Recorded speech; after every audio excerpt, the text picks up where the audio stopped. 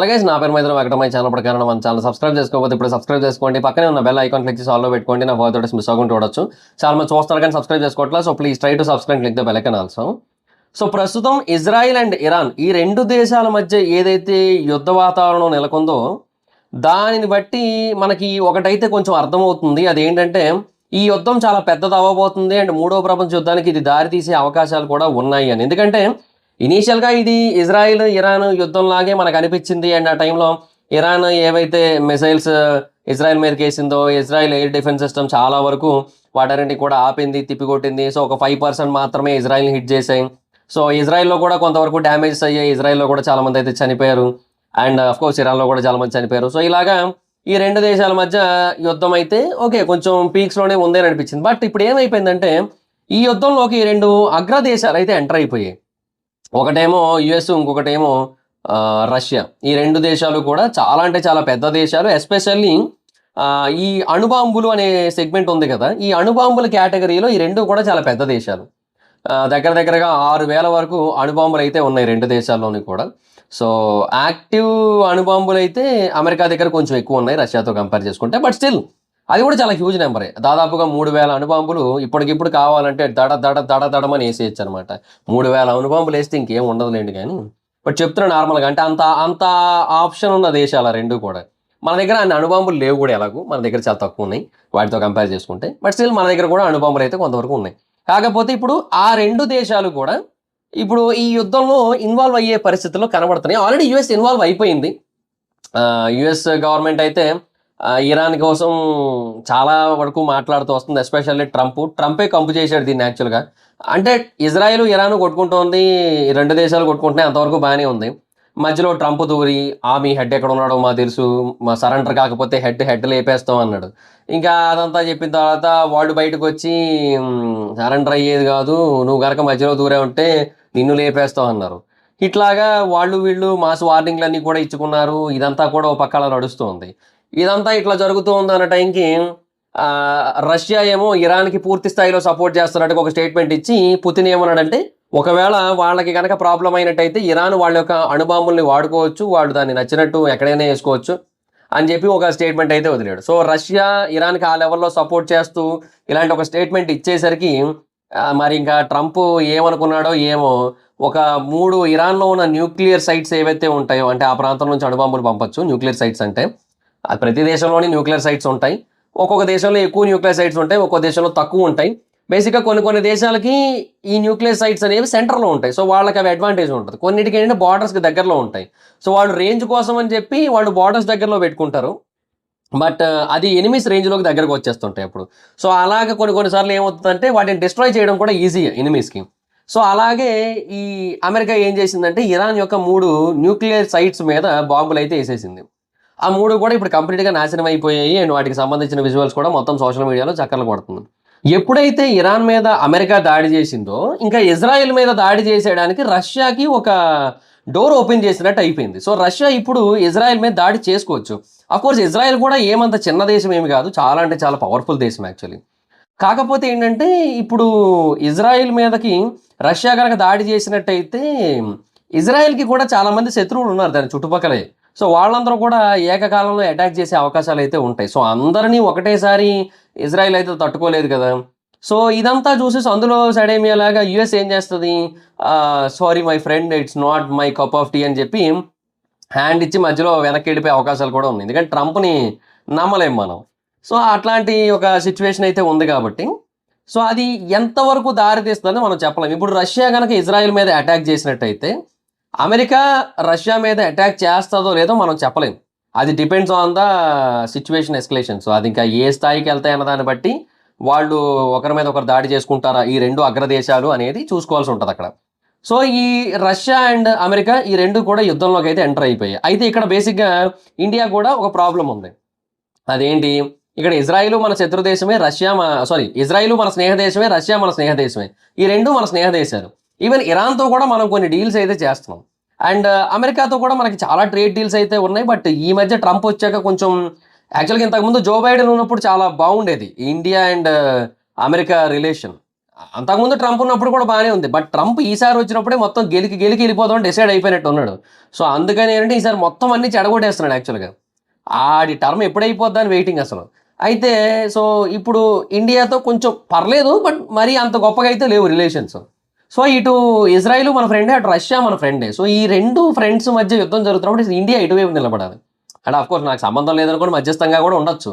But ఇది ఓవరాల్గా ఒకవేళ మూడో ప్రపంచ యుద్ధానికి దారి తీసేటట్టయితే, యూనో ఎల్ఐస్ అనేవి ఫామ్ అవ్వాల్సిన పరిస్థితి వచ్చినట్టయితే, అప్పుడు ఇండియా కూడా చాలా పవర్ఫుల్ కంట్రీ కాబట్టి ఇండియా ఎటో ఒకవైపు ఉండాలేమో అనే కైండ్ ఆఫ్ సిచ్యువేషన్ వస్తుందేమో అనిపిస్తుంది. ఈవెన్ ఇజ్రాయెల్ పాలస్తీనా ఇష్యూ టైంలో కూడా ఒకనొక టైంలో అది ఇండియా పాలస్తీనాకు సపోర్ట్గా ఓటేసింది అక్కడెక్కడో.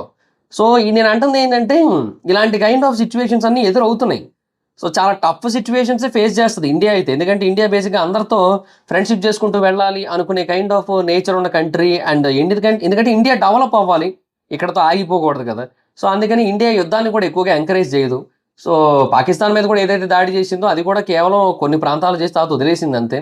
ఏదైతే వాళ్ళు మన మీద దాడి చేస్తే దానికి ప్రతి దాడి కింద ఆపరేషన్ సింధూర్ చేసి, సో అంతే తప్ప ఏదో పాకిస్తాన్ మొత్తాన్ని నాశనం చేసేయాలి ఇట్లాంటివి అనుకోలేదు. ఎందుకంటే India is a developing nation. So ఇలాంటి పరిస్థితుల్లో ఉన్నప్పుడు ఇండియాకి ఏ చిన్న ఎఫెక్ట్ అయినా కూడా అది లాంగ్ రన్లో చాలా పెద్ద ఎఫెక్ట్ చూపిస్తుంది మనకి. సో అదొక ప్రాబ్లం అయితే ఉంది కాబట్టి ఇండియా కొంచెం ఆచితూచి అడుగులేస్తోంది. బట్ ఏంటంటే ఇప్పుడు ఈ పెద్ద దేశాలు అంటే ఇప్పుడు అమెరికా కానీ, లేదంటే రష్యా కానీ, లేదంటే ఇజ్రాయిల్, ఇరాను, ఇంకా ఈ పాలస్తీనా, గాజా ఇవన్నీ ఏవైతే ఉన్నాయో, ఇంక ఇవన్నీ కూడా యుద్ధంలోకి ఎంటర్ అయిన తర్వాత ఈ యూరోపియన్ కంట్రీస్ వేరేవి కూడా యుద్ధంలోకి ఎంటర్ అయ్యే పరిస్థితి అయితే ఉంటుంది. ఎస్పెషల్లీ ఉక్రెయిన్ కూడా యుద్ధంలోకి ఎంటర్ అవ్వచ్చు. బట్ ఇక వాళ్ళ పరిస్థితి చూసుకోవడానికి సరిపోతుంది లేండి, అది వేరే విషయం. బట్ వాళ్ళు కూడా యుద్ధంలో పార్టిసిపేట్ చేయొచ్చు. అంటే మూడో ప్రపంచ యుద్ధం అనేది మొదలైనప్పుడు ఇంక ఈ దేశాలన్నీ కూడా ఎంటర్ అవ్వచ్చు అందులో ఖచ్చితంగా. ఒక ఒక గ్రూప్ ఒకవైపు, ఒక గ్రూప్ ఒకవైపు చీలిపోయే అవకాశం అయితే ఉంది. సో అలా కనుక జరిగినట్టయితే ఏంటంటే పరిస్థితి నిజంగా చెప్తున్నా, ఇంకా ఇప్పటికే చాలా వరకు middle class and upper middle class పీపుల్కి, lower middle class, lower class వీళ్ళందరికీ కూడా ఇండియాలో కానీ వేరే దేశాల్లో కానీ బ్రతకడం అనేది చాలా కష్టమైపోతుంది ఇప్పటికీ. ఎందుకంటే ఎక్స్పెన్సెస్ అనేవి చాలా అంటే చాలా ఎక్కువైపోతున్నాయి. కేవలం ఏదో కొన్ని దేశాల్లో మాత్రమే ఎక్స్పెన్సెస్ తక్కువ ఉంటాయి, అక్కడ ఏదో కొంచెం బాగానే బతకచ్చు. కానీ మెజారిటీ ఆఫ్ ద కంట్రీస్లో టూ ఎక్స్పెన్సెస్ ఉన్నాయి. అండ్ ఇప్పుడు గల్ఫ్ కంట్రీస్ ఉంటాయి ఫర్ ఎగ్జాంపుల్, అక్కడ 0% ట్యాక్స్. సో అక్కడ కొంతవరకు బాగానే సర్వే అవుతుంటారు పీపుల్. బట్ మిగతా ప్లేసెస్లో అలా కాదు కదా. మిగతా ప్లేసెస్లో ఆ ప్రైజెస్ కానీ, ఆ ట్యాక్సెస్ కానీ మొత్తం అంతా కూడా చాలా వరస్ట్గా ఉంది ఇప్పటికే. అండ్ ఇప్పుడు ఈ యుద్ధం కనుక మొదలయ్యి కొద్ది రోజుల పాటు కొనసాగి ఆగిపోయిందంటే ఆ ట్యాక్సెస్, ఆ ప్రైజెస్ 3-4 రేట్లు పెరిగిపోతాయి. ఇది ఒక మేజర్ ప్రాబ్లం. రెండోది, ఈ యుద్ధం వల్ల పొరపాటున ఎవరైనా ఒకరు న్యూక్లియర్ బాంబుని కనుక లాంచ్ చేశారంటే ఇంకా అదంతే, ఇంకా అది వినాశనమే. ఇంకా అది ఎక్కడ పడితే అక్కడ వినాశనం. అండ్ అది పడ్డాక ఇంకా రిటాలియేషన్ కోసం ఆ దేశాలు కూడా, ఒకవేళ ఆ దేశాల్లో కూడా ఈ అణుబాంబుల ఫెసిలిటీలు కనుక ఉన్నట్టయితే వాళ్ళు కూడా మళ్ళీ తిరిగి వీళ్ళ మీద బాంబులు వేయచ్చు. సో అలాగా చాలా వరకు దేశాలు చాలా వరకు ఎఫెక్ట్ అవుతాయి. ఎస్పెషల్లీ ఇప్పుడు అమెరికా ఉంది. అమెరికా లాంటి ఒక కంట్రీ మీద ఎస్పెషల్లీ కొన్ని ప్లేసెస్ లైక్ వాషింగ్టన్ డీసీ కానీ, లేదంటే కాలిఫోర్నియా కానీ, ఇలాంటి ప్లేసెస్లో కనుక ఈ అణుబాంబులు పడ్డట్టయితే వాళ్ళకి జరిగే ఎఫెక్ట్ అంతా ఇంతగా చాలా దారుణమైన ఎఫెక్ట్ ఉంటుంది వాళ్ళకి. అంటే మనుషులు చనిపోవడం సంగతి పక్కన పెడితే క్లైమేటిక్ క్యాలమిటీస్ ఎక్కువైపోతాయి అక్కడ. అంటే న్యాచురల్ డిజాస్టర్స్ సింపుల్గా చెప్పాలంటే అవి ఎక్కువైపోతాయి అక్కడ. ఎస్పెషల్లీ ఇప్పుడు కాలిఫోర్నియా మీద పొరపాటున ఒక అణుబాంబు పడిందంటే ఇంకంతే, దానికి ఎన్ని సునామీలు వస్తాయో మనం చెప్పలేం. మనం నిజంగా చెప్తున్నాం, కాలిఫోర్నియా ఏదైతే టెక్టానిక్ ప్లేట్స్ మీద ఉందో ఆ టెక్టానిక్ ప్లేట్స్లో ఉన్న వర్స్ట్ మూవ్మెంట్స్ వల్ల అక్కడ రెగ్యులర్గా భూకంపాలు వస్తుంటాయి, వైల్డ్ ఫైర్స్ వస్తుంటాయి, ఇవన్నీ జరుగుతూ ఉంటాయి. పొరపాటున అక్కడ కనుక ఒక అణుబాంబు పడిందా ఇంకంతే. ఇంకా అసలు ఆ టెక్టానిక్ ప్లేట్స్ అంతా కూడా నాశనం అయిపోయి మొత్తం కాలిఫోర్నియా మొత్తం మునిగిపోయినా కూడా ఆశ్చర్యపోనక్కర్లేదు. సో అలాంటి వర్స్ట్ సిచ్యువేషన్ అయితే క్రియేట్ అవుద్ది. అది కావాలంటే మీరు కాలిఫోర్నియా జోగ్రఫీ గురించి కొంచెం తెలుసుకోవడానికి ట్రై చేయండి. దాని టెక్టానిక్ ప్లేట్ మూవ్మెంట్స్ ఏంటో చూడండి ఒకసారి, మీకే అర్థమైపోద్ది. ఒక్క అణుబాంబు చాలు అది నాశనం. ఇంకా ఇలాగా యునైటెడ్ స్టేట్స్ ఆఫ్ అమెరికా అనే కాదు, లేదంటే యూరోపియన్ కంట్రీస్ అనే కాదు, రష్యా అనే కాదు, చాలా దేశాలు ఎఫెక్ట్ అవుతాయి. అండ్ ఒకవేళ ఇండియా కనుక దీంట్లో ఇన్వాల్వ్ అయినట్టయితే ఇండియాలోని ఒక ముంబై మీదో, లేదంటే ఒక ఢిల్లీ మీదో, ఎక్కడో బెంగళూరు మీదో, హైదరాబాద్ మీదో ఎక్కడో కనుక ఒక అణుబాంబు పడిందంటే ఇంక అంతేనే సఫా మొత్తం. కనీసం ఒక 2 కోట్ల మంది చనిపోతారు. ఇంకా మిగతా దేశాల్లో అంత ప్రాణ నష్టం ఉండదు. బట్ మన ఇండియా అలా కాదు. ఇండియా, చైనా ఈ 2 దేశాల్లో కూడా పాపులేషన్ డెన్సిటీ చాలా ఎక్కువ. సో ఒక చదరపు కిలోమీటర్కి నివసించే వాళ్ళ సంఖ్య మిగతా దేశాలతో పోలిస్తే మన దగ్గర చాలా అంటే చాలా ఎక్కువ ఉంటుంది. సో ఇలాంటివన్నీ ఉంటాయి కాబట్టి మనం మ్యాక్సిమం దీంట్లోకి ఇన్వాల్వ్ కాకపోతే బెటర్. బట్ ఒకవేళ ఇన్వాల్వ్ అయితే మాత్రం ఒక్క బాంబు పడితే 2-3 కోట్ల మంది ప్రాణాలు కోల్పోతారు. అండ్ ఒకవేళ చుట్టుపక్కల ఉన్నవాడు కొంతమంది బతికినా కూడా రేడియేషన్ తాలూకు ఎఫెక్ట్స్ ఏవైతే ఉంటాయి, సైడ్ ఎఫెక్ట్స్, వాటితో జీవితాంతం బతకాల్సి ఉంటుంది. క్షణక్షణం నరకం అనిపిస్తూ బ్రతకాల్సి ఉంటుంది. ఇంకా కొంతమంది ఎక్స్పర్ట్స్ ఏమంటారంటే ఈ అణుబాంబులు అవి పడ్డప్పుడు సెంటర్ ఉంటుంది కదా, అంటే ఎపి సెంటర్, అంటే బాంబు ఎక్కడ పడుతుందో అది ఉంటుంది కదా, ఆ ప్లేస్లో ఉంటేనే బెటరు. విత్ ఇన్ సెకండ్స్లో అసలు ఏంటో అర్థమయ్యే లోపు చచ్చిపోతాం, కాలి బూడిదైపోతాం, అదే బెస్ట్ ఆప్షన్ అని అడిగితే, అలా కాకుండా మనము దానికి ఆ రేడియస్ కాకుండా కొంచెం దూరంలో ఉన్నాం అనుకోండి, ఆ రేడియేషన్ మనకు తగులుతుంది, బట్ మనం చనిపోము. బట్ దాని తాలూకు ఎఫెక్ట్స్ మనకి జీవితాంతం వెంటాడుతుంటాయి. క్యాన్సర్లు వస్తుంటాయి, స్కిన్ ఎలర్జీస్ అన్నీ వచ్చి వాటితో జీవితాంతం బతకాల్సి ఉంటుంది. ఆ బతుకు కంటే చచ్చిపోవాలనుకోవడం అదే బెటర్ అనిపిస్తుంది, చచ్చిపోవడమే. సో అందుకని వీలైతే మధ్యలోనే ఉండడానికి ట్రై చేయాలంటుంటారు. సో ఇలాంటి కైండ్ ఆఫ్ సిచ్యువేషన్స్ అయితే ఉన్నాయి. సో ఒక పక్క గ్లోబల్ వార్మింగ్ అనేది ఒకటి ఉంది. ఇదొక ఇదొక బిగ్గెస్ట్ న్యాచురల్ డిజాస్టర్. ఈ గ్లోబల్ వార్మింగ్ అనేది ఇంకా ఎక్కువైపోతుంది ఒకవేళ యుద్ధం కనుక మొదలయ్యి అణుబాంబులు వేరే మొత్తం బాంబులు అన్నీ కనుక వేసుకుంటూ కూర్చున్నట్టయితే ఇంకేమవుతుంది గ్లోబల్ వార్మింగ్ కాక.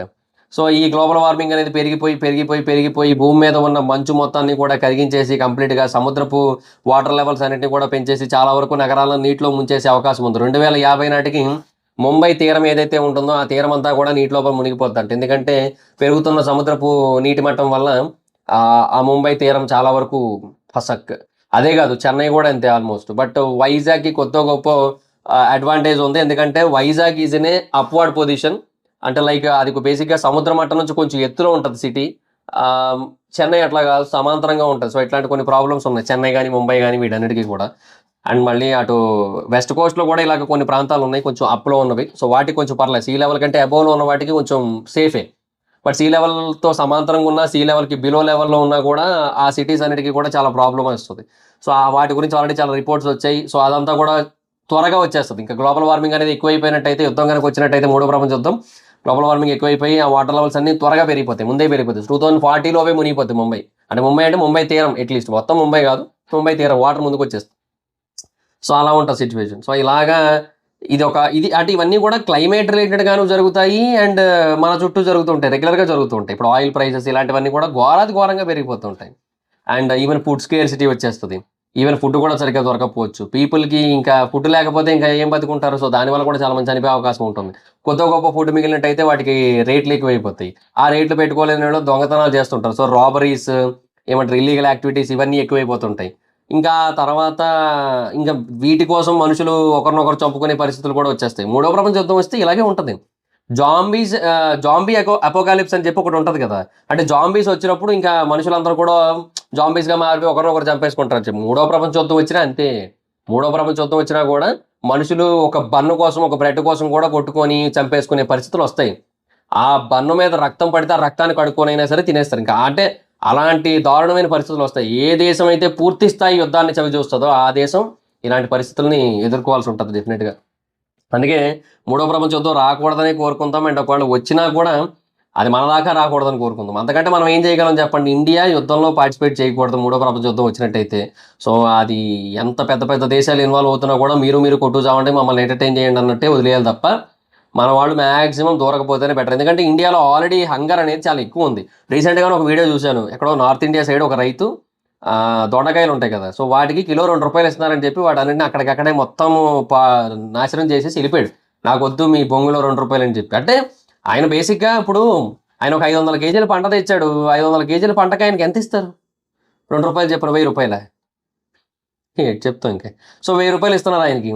ఆ ₹1000 ఆయనకి ఆ ట్రాక్టర్ ఖర్చులు కూడా రావు.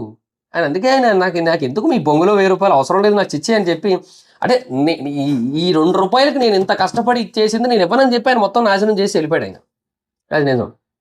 అంటే చెప్తున్నా, మనం ఓ పక్క గ్లోబల్ ఎకానమీ అయిపోయింది, మన ఎకానమీ నెంబర్ 4 పొజిషన్కి వెళ్ళిపోయింది, $1 ట్రిలియన్ ఇన్ని $1 ట్రిలియన్ అని మనం చెప్పుకుంటున్నాం. బట్ గ్రౌండ్ లెవెల్లో మన ప్రాబ్లమ్స్ అలాగే ఉన్నాయి. మన ప్రాబ్లమ్స్ ఏం సాల్వ్ కాలే. రైతుల సమస్యలు అలాగే ఉన్నాయి, పీపుల్ సమస్యలు అలాగే ఉన్నాయి, మిడిల్ క్లాస్ ప్రాబ్లమ్స్ అలాగే ఉన్నాయి, ఖర్చులు పెరుగుతున్నాయి, శాలరీలు పెరగట్లేదు, ఇవి ఇట్లాగే ఉన్నాయి మొత్తం అంతా కూడా. దాన్ని ఏం చేయాలో ఎట్లా చేయాలో అర్థం కాక చాలామంది ఖర్చులు ఆపేసుకుంటున్నారు, చాలామంది ఖర్చులు తగ్గించేసుకుంటున్నారు. అంటే పెరుగుతున్న ఖర్చుల్ని వాళ్ళు ఏమంటారు, ఆ ఎక్స్పెన్సెస్ని మీట్ అవ్వలేకపోతున్నారు ఆ ఖర్చుని. అది వాళ్ళ ప్రాబ్లమ్ అవుతుంది. మరి ఏం చేస్తారు వాళ్ళైనా సరే, అంతే కదా! ఎవరైనా ఏం చేయగలరు ఇంక అంతకు మించి? అది జరుగుతోంది. సో, ఇప్పటికే సిట్యుయేషన్ చాలా వరస్ట్‌గా ఉంది. ఒకవేళ మన కంట్రీ గాని, అంటే అట్‌లీస్ట్ ప్రపంచం మన చుట్టుపక్కల ఉన్న కంట్రీస్ గాని, ఇవన్నీ కూడా యుద్ధంలో గనక దిగినట్టయితే చాలా దారుణమైన పరిస్థితులుంటాయి. ఇంక దానికి తోడు ఈ సముద్రంలో కూడా యుద్ధం జరుగుతూ ఉంటుంది. అండ్ ఈ సముద్రంలో జరిగే యుద్ధాల వల్ల సునామీలు లాంటివి వచ్చాయనుకోండి. పొరపాటున ఏదో ఒక బాంబ్ ఏసారు. ఆ బాంబు ఆ షిప్ మీద పడకుండా లోపలికెళ్ళిపోయి సబ్‌మెరైన్స్ త్రూ కూడా అటాకులు చేసుకుంటారు కదా! ఆ సబ్‌మెరైన్ త్రూ చేసుకునే ఒక అటాక్‌లో ఒక బాంబు, ఒక మిసైల్ అది ఇంకో పడవని మిస్ అయిపోయి నీటి లోపల ఉన్న ఒక అగ్నిపర్వతాన్ని కొట్టిందనుకోండి. ఇంకంతే ఇంక. ఆడ భూకంపం వస్తది. మొత్తం అగ్నిపర్వతం బ్లాస్ట్ అవుతది. బ్లాస్ట్ అవ్వగానే మొత్తం సునామీ అంతా వచ్చేస్తది. ఇట్లా అంటే ఒక యుద్ధం అనేది ఏదో ఆ ఒక్క రకంగా మాత్రమే ఎఫెక్ట్ చేస్తది. యుద్ధంలో పార్టిసిపేట్ చేసే ఆర్మీ వాళ్ళని ఎఫెక్ట్ చేస్తది అనుకోవడం అనేది మూర్ఖత్వం. యుద్ధం అనేది మొదలైందంటే అది ఆ దేశం మొత్తాన్ని ఎఫెక్ట్ చేస్తది ఏదో ఒక రకంగా. అది ప్రాబ్లమ్. అందుకే యుద్ధం అనేది రాకూడదు. అయినా నాకు ఒకటి అర్థం కాదు. Why Israel is doing all this? ఇప్పుడు నేను బేసిక్‌గా ఇజ్రాయెల్ మన ఫ్రెండ్ కంట్రీయే అంతవరకు ఓకే. నాకిష్టమే ఇజ్రాయెల్ అంటే కూడా. అంటే యాస్ ఎ ఫ్రెండ్లీ కంట్రీగా మన ఫ్రెండ్‌గా. ఇండియాకి ఎందుకంటే ఒకప్పుడు ఇజ్రాయెల్ ఎంత సపోర్ట్ చేసిందో మనకు తెలుసు కదా! సో, ఇజ్రాయెల్, రష్యా ఇవి 2 చాలా గట్టిగా సపోర్ట్ చేసాయి. మన కోసం నిలబడ్డాయి ఒకప్పుడు. అయితే అంతా బానే ఉంది. ఇప్పుడు ఇజ్రాయెల్ ఎందుకు అస్తమానం వేరే వాళ్ళ మీదకి అటాకులకెళ్ళిపోవడం? యాంటీ అటాకులకెళ్ళిపోతుంటది. ఇజ్రాయెల్. అది ఎట్లా అంటే ఇంకా ఏదో కాలు దువ్విన కోతిలాగే మొత్తం ఎళ్ళిపోతుంటది దడదడమని. అటు ఈళ్ళ మీద అటాక్ చేసేస్తది, అటు ఆళ్ళ మీద అటాక్ చేస్తది, అటు అటాక్ చేస్తుంటది. ఎందుకయన్నీ? ప్రశాంతంగా ఉండొచ్చుగా. నాకు అదే అంటాను. ఇప్పుడు ఇరాన్ ఇజ్రాయెల్ మీద అటాక్ చేస్తే అంటే ఇప్పుడు బేసిక్‌గా ఇజ్రాయెల్ ఏం చేసింది? ఇరాన్ యొక్క ఏమంటారు మిలిటరీ సైట్స్ మీద అటాక్ చేసింది. ఇరాన్ ఏం చేసింది? ఇజ్రాయెల్ యొక్క సివిలియన్స్ ఉండే ప్లేసెస్ మీద అటాక్ చేసింది. ఫస్ట్ యాక్చువల్‌గా ఇదంతా మొదలైంది అక్కడే. అక్కడ మొదలైంది. ఇప్పుడు అట్‌లీస్ట్ ఇంతకుముందు సంగతి తర్వాత మాట్లాడుకుందాం. ఇప్పుడు గురించి మాట్లాడుకుంటే ఇదంతా అక్కడే స్టార్ట్ అయింది. బట్ అసలు ఫస్ట్ అటాక్ చేసిందే ఇజ్రాయెల్ కదా! ఇజ్రాయెల్ అటాక్ చేసింది కాబట్టి ఇరాన్ రిటర్న్ అటాక్ చేసింది. రిటాలియేట్ చేసింది. కౌంటర్ ఇచ్చింది. అసలు ఎందుకు ఇజ్రాయెల్ చేయడం? ఇప్పుడు వన్స్ అటాక్ చేసిన తర్వాత మళ్ళీ చూడండి మేమేమో మిలిటరీ సైట్స్ మీద అటాక్ చేస్తే వాళ్ళేమో సివిలియన్స్ మీద అటాక్ చేశారు చూడండి. దీన్ని బట్టి మీరు అర్థం చేసుకొని మీరు ఎటువైపు నిలబడాలో అని చెప్పి అంటే, అసలు మిమ్మల్ని ఎవడు చేయమన్నాడు ఫస్టు? ఏమో యుద్ధాలు. వద్దయ్యా యుద్ధాలు. మనసుల్లో జరుగుతున్న యుద్ధాలకే ఇక్కడ పరిష్కారాలు ఉండట్లేదు. మీరు మళ్ళీ బయట కూడా యుద్ధాలు తెచ్చి, లేనిపోని సమస్యలన్నీ తెచ్చి ప్రపంచానికి ఇప్పుడు అదేదో స్ట్రెయిట్ ఆపేస్తానంటున్నారు. ఆ స్ట్రెయిట్ నుంచే 20% ఆఫ్ ఆయిల్ సప్లై జరుగుతది. సరే పోనీ యుద్ధం పీక్స్‌లోకి వెళ్ళడం సంగతి తర్వాత. ఆ స్ట్రెయిట్ ఆపేస్తే 20% ఆయిల్ సప్లై ఆగిపోద్ది. ఇండియా లాంటి కంట్రీస్ కూడా బేసిక్‌గా ఆ ట్రేడ్ మీద డిపెండ్ అయ్యి ఉన్నాయి. సో, ఇప్పుడు ఆ ట్రేడ్ ఆగిపోయి ఆయిల్ సప్లై ఆగిపోయిందంటే మళ్ళీ అదో బాధ కదా! ఇప్పుడు మళ్ళీ ఇక్కడ రేట్లు పెరిగిపోతాయి కదా! ఏం చెప్తాం ఇంకా? నాకు ఇది అర్థం కావట్లేదనమాట. ఎందుకిట్లా? ఎందుకు ఇయన్నీ? బానే ఉన్నారు గదా! అని అనిపిస్తుంటది నాకు. ఏమోలెండి అబ్బా! మన మటుకు మనం ఉందాం ప్రశాంతంగా. మూడో ప్రపంచ యుద్ధం రాకూడదనే కోరుకుందాం. హ్మ్. అంతే అంతకు మించి మనం చేయగలిగేదైతే ఏమీ లేదు. So, that's it guys. This is the video. Video గనక మీకు నచ్చినట్టయితే లైక్ చేసి మీ సోషల్ మీడియా ప్లాట్‌ఫామ్స్‌లో షేర్ చేయండి. Like Facebook, WhatsApp, Twitter, Insta వీటన్నిటిలోని. అండ్ ఎప్పటికో ఎవరైనా మన ఛానెల్ సబ్స్క్రైబ్ చేసుకోకపోతే ఇప్పుడే సబ్స్క్రైబ్ చేసుకోండి. పక్కనే ఉన్న బెల్ ఐకాన్ క్లిక్ చేసి ఆల్‌లో పెట్టుకోండి. నా ఫర్దర్ వీడియోస్ మిస్ అవ్వకుండా చూడొచ్చు. చాలా మంది చూస్తున్నారు కానీ సబ్స్క్రైబ్ చేసుకోవట్లా. So, please try to subscribe, click the bell icon also. నా ఇన్‌స్టాగ్రామ్ ఐడీ జబర్దస్త్ మైదరం ఎక్కడొచ్చి ఫాలో అవ్వచ్చు. Thank you so much guys. Bye. Meet next video. Bye. Hi friends, మీరు ఎప్పుడైనా సరే రూ. 5,000 ప్రొడక్ట్ రూ. 250 రావడాన్ని గమనించారా? లేదు కదా! కానీ అమెజాన్, ఫ్లిప్‌కార్ట్ లాంటి కంపెనీస్ ఏం చేస్తూ ఉంటాయంటే కొన్ని గోల్డెన్ హవర్స్ టైమ్‌లో మెగా డీల్స్ ఇస్తూ ఉంటాయి. ఆ డీల్స్ టైమ్‌లో ఒక్కొక్క ప్రొడక్ట్ మీద 90% నుంచి 95% వరకు డిస్కౌంట్ అయితే ఉంటుంది. అయితే ఈ డీల్స్ కోసం మీరు కాన్స్టెంట్‌గా ఆ యాప్స్ చెక్ చేస్తూ ఉండలేరు కదా! కానీ మీకోసం నేను వాటన్నిటిని కూడా కాన్స్టెంట్‌గా చెక్ చేస్తూ ఉంటాను. అండ్ దాంట్లో ఎప్పుడు ఏ డీల్ పెట్టినా కూడా ఇమ్మీడియేట్‌గా మీకు ఆ ప్రొడక్ట్‌ని అయితే షేర్ చేస్తాను. మీరు ఇమ్మీడియేట్‌గా ఆ ప్రొడక్ట్‌ని పర్చేజ్ చేయొచ్చు దాని నుంచే. అండ్ అంతేకాదు కొన్ని ఎక్స్ట్రార్డినరీ ప్రొడక్ట్స్ ఉంటాయి. వాటిని మీరు బయట ఎక్కడా కూడా చూడరు. వాటి గురించి కూడా నేను మీకు షేర్ చేస్తాను. మీరు సింపుల్‌గా చేయాల్సింది ఒకటే. కింద డిస్క్రిప్షన్‌లో మన టెలిగ్రామ్ ఛానల్ లింక్, మన వాట్సాప్ ఛానల్ లింక్, మన ఇన్‌స్టా బ్రాడ్‌కాస్ట్ ఛానల్ లింక్ ఉంటాయి. వీటిలో మీరు ఏ యాప్ ఎక్కువగా వాడతారో ఆ యాప్‌కి సంబంధించిన లింక్ మీద క్లిక్ చేసి ఆ యాప్‌లో ఉన్న మన ఛానల్‌ని ఫాలో అవ్వండి. దాంట్లో రెగ్యులర్‌గా చాలా ప్రొడక్ట్స్ అయితే మీకు అప్డేట్ అవుతూ ఉంటాయి. అండ్ ఆ ప్రొడక్ట్స్‌లో మీకు ఏది నచ్చినట్టయితే దాన్ని మీరు కొనుగోలు చేయొచ్చు వెంటనే. సో, డిస్క్రిప్షన్‌లో లింక్స్ ఉన్నాయి. వెంటనే ఫాలో అవ్వండి.